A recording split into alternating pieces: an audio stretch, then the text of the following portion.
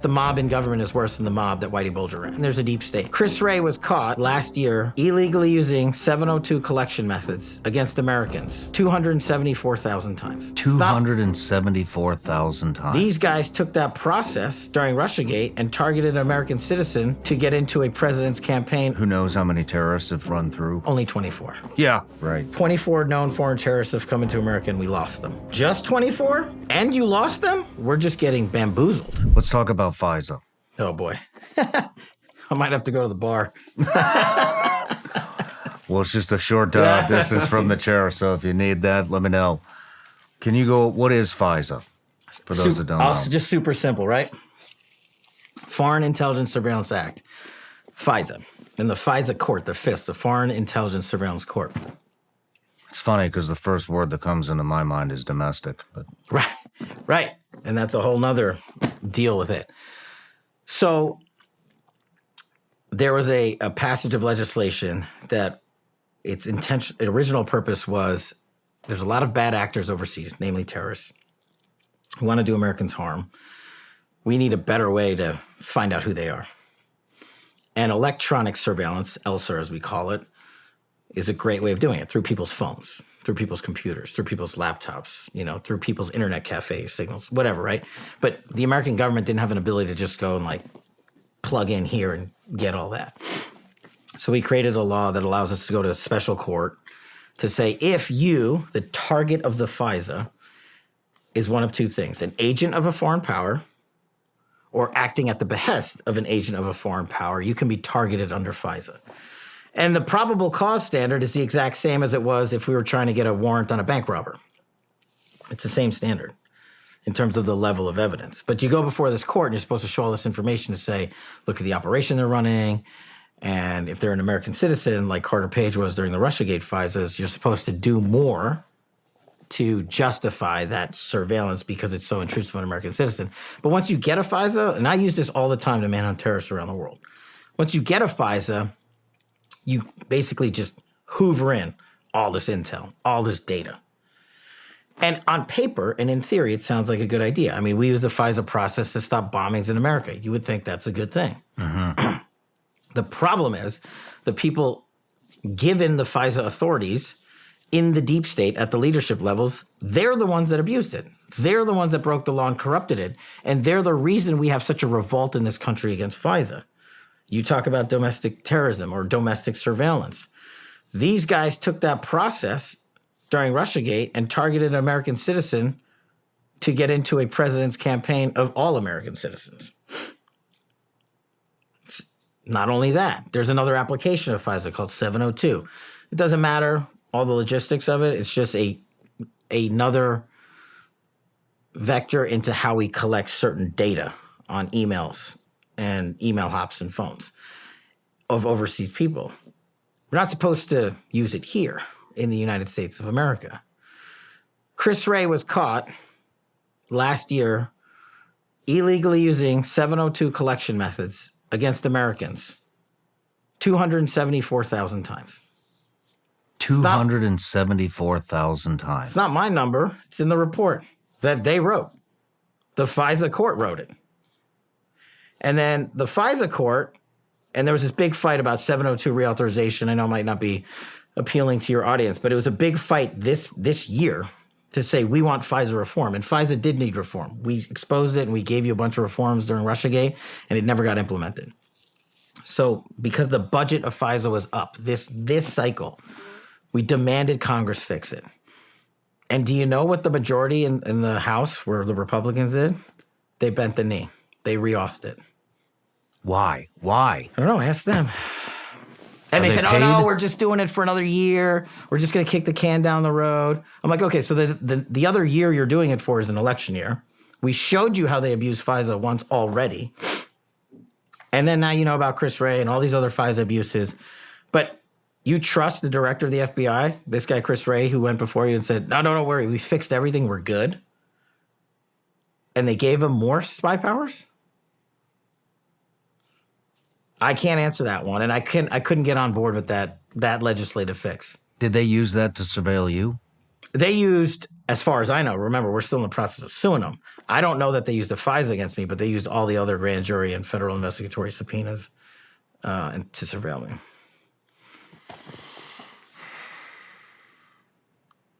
And so how does that work? Do they just tap your phone, or they talk to Google and Yeah, the Facebook mechanics of it, and- right. That's a great question. So the mechanics of it, the government doesn't own the private sector. They don't own Apple. They don't own Google. They don't own Verizon. They don't own Sprint, right? So they got to get cooperation from these agencies and from these, private companies. Look, it's just like if you were, we call it a T3, a Title III warrant. It's a wiretap. If you were in the mafia and you were a federal prosecutor hunting down the mob, you would go to a federal judge and say, I need to tap this guy's phone line. But that guy's phone line is owned by Verizon or Bell Pacific or whatever, right? So once you get the warrant, then you go to the company, and the company complies with a federal court order to give you the information. Okay. And then what the government does most of the time is they go to the company and say, you're not allowed to tell the target of the investigation that you're giving us this information. Hence the Google thing with me. Google was ordered not to tell them about me. But 5 years later, they could. My But whole that's the team sad is part, one right? now. Yeah. Eric's a friend, one of the most creative minds I know, that he has to do that as an American. Yeah. That I have to write a book called Government Gangsters, that Steve Bannon has to make into a movie just to explain to America that the mob in government is worse than the mob that Whitey Bulger ran. That we have to explain there's a deep state. That we have to do that instead of having you, me, and all our friends go do the jobs they signed up for in 2024 America. That's the problem. Did FISA come through the Patriot Act? It came before the Patriot Act. It's been around since like the 70s. And the Patriot Act gave FISA bolted on a bunch more tools. Okay. Because technology advanced, cell phones advanced, computers advanced, Wi-Fi advanced. So they had to add that stuff in. Would you like to see that go away? Nah, see, I'm in the minority here. No. I mean, it's got to be tough, right? I mean, the border's been wide open for who knows how long. Who knows? I mean, who knows how many terrorists have run through, cartel members have Well, run if we through. believe the FBI director, only 24. Yeah, yeah, right. The FBI director, the FBI in general. I mean, DHS, same thing.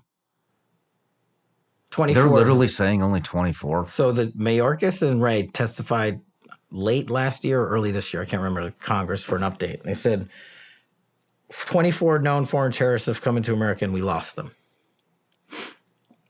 And I was like, wait a second, there's multiple problems with this statement. Just 24? And you lost them? Like, where the fuck are they? Yeah.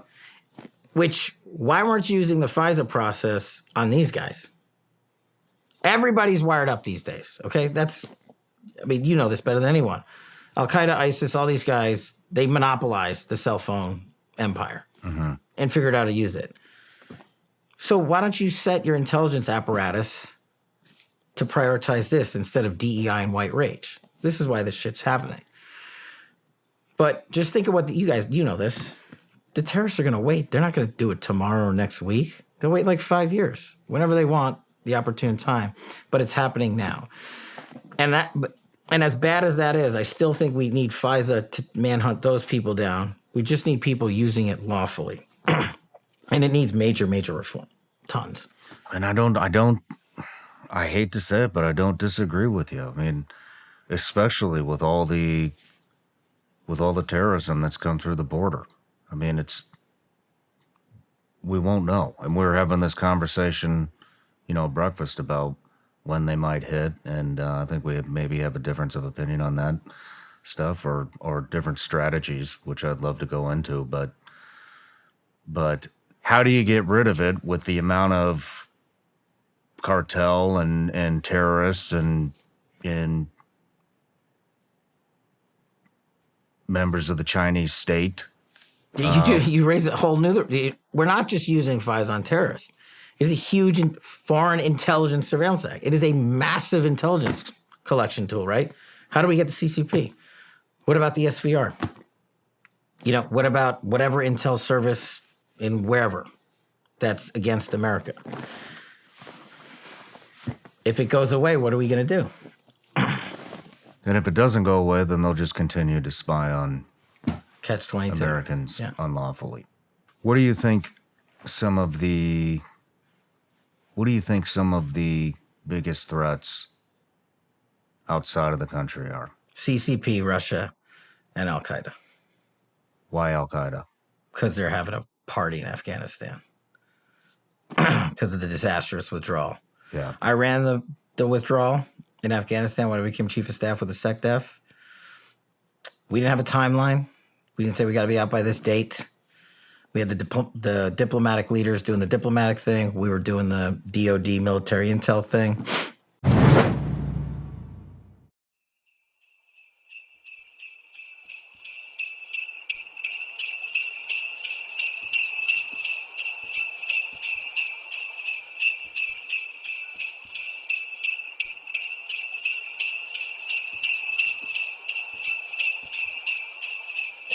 Audio Jungle.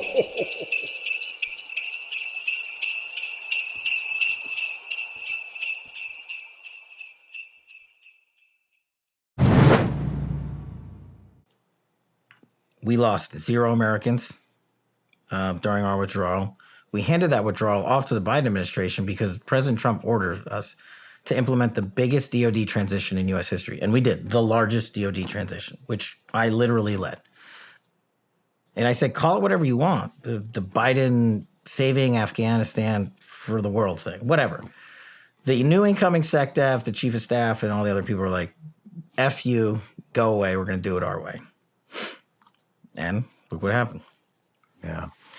So because we left all that weaponry there, because our withdrawal was such a disaster, Afghanistan is the perfect example of not only our biggest failed mission set, but of our 3 adversaries. I got to add a fourth, Iran. Our 3 adversaries coming together. So Al-Qaeda's got weaponry. Russia and China went in there to mine the minerals and give them money. So now they're all just hanging out, making money, doing stuff. And that's the CCP in Russia. Hence, they're combining forces there. But Russia and the CCP are doing so much more adversarial intelligence collections against us, against our electric grids and other things. But the biggest holistic CT threat is Iran. You just mentioned that China and Russia are in Afghanistan mining the minerals. Do you want to elaborate on what minerals they're mining? Not the minerals expert, actually. Lithium, correct? Lithium and cobalt, I thought it was. Was it just one or Why the would other? they be mining lithium? Yeah. Why? Because they want to give Elon Musk a lot of electric batteries. So where I'm going with this is, yes, I'm aware of that as well. They're mining a ton of lithium. Yeah. We have this big green initiative in the country. We want to go green, but we don't want to produce any of our own. They sell it as self-sufficiency, correct? Yeah. Self-sufficient energy. But it's not self-sufficient energy because we're getting all the batteries, all the solar panels, all the wind turbines, pretty much everything it takes to have green energy from China. They're mining the minerals that they need to do that from Afghanistan, which we turned over and gave to them. So we spoke a little bit about the power grid and how vulnerable it is at breakfast. So, I want to dive into that, but just kicking it off when it comes to the power grid, we're not going to be self-sufficient and we're going to be extremely vulnerable because literally all of the materials that we use for the new power grid come from China. Yeah, 100%. Look, it's the modern day blood diamond, lithium and cobalt. Call it what it is.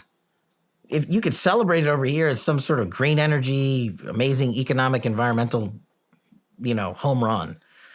But like you said, how are you get it out of Afghanistan? You think these camps and mines these people run are above board? The people in there working them are getting paid good wages? What about the folks in CAR in Central African Republic and Congo doing the same thing? How's their life? It's the modern day blood diamond. And the ironic thing of it all is if you ran a Ford pickup truck for 20 years, it does less damage to the environment than the creation and removal at the end of a car cycle's life of an electric battery. That's the reality of the economics on an environmental scale. But like you said, we're the fools. We're buying it from the CCP. We're buying it from these places in Central Africa. We're buying it from people who have all ties to Al Qaeda and whatever version of, offshoot they have.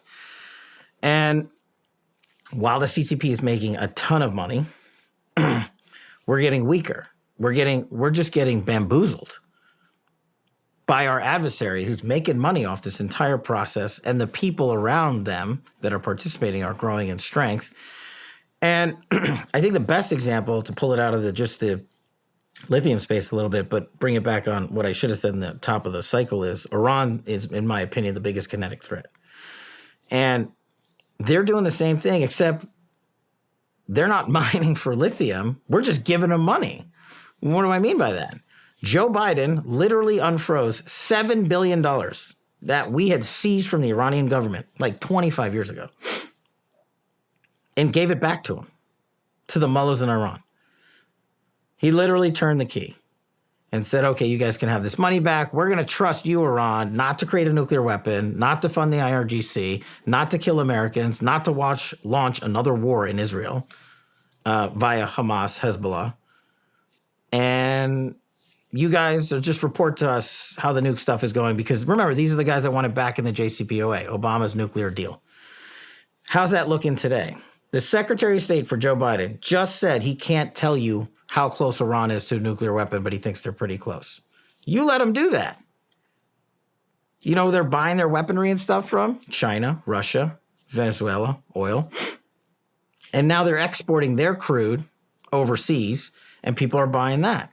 Now they have access to the international banking system, which we froze off. I mean, Trump's sanctions program on Iran, just for example, was dominating. It was suffocating. And there was a reason for that, because they would not play ball on terms of shutting down their nuclear program. And now they have nuclear fissile material enough to sustain a bomb. And the Biden administration has given them free rein. So now the biggest threat kinetically is armed with money and weaponry, and they're combining forces with Russia and the CCP, who would all probably normally be like battling against each other a little bit, but they've basically sidelined that to say, we have the same enemy, the USA. We need your intel, we need your weaponry, we need your finances, and we'll help you, Iran, in the process because you hate America. And you'll do the most outward-leaning kinetic operations, to wit, the October 7th invasion of Israel. No matter where you're watching Shawn Ryan Show from, if you get anything out of this, please like, comment, subscribe, and most importantly, share this everywhere you possibly can. And if you're feeling extra generous, please leave us a review on Apple and Spotify podcasts.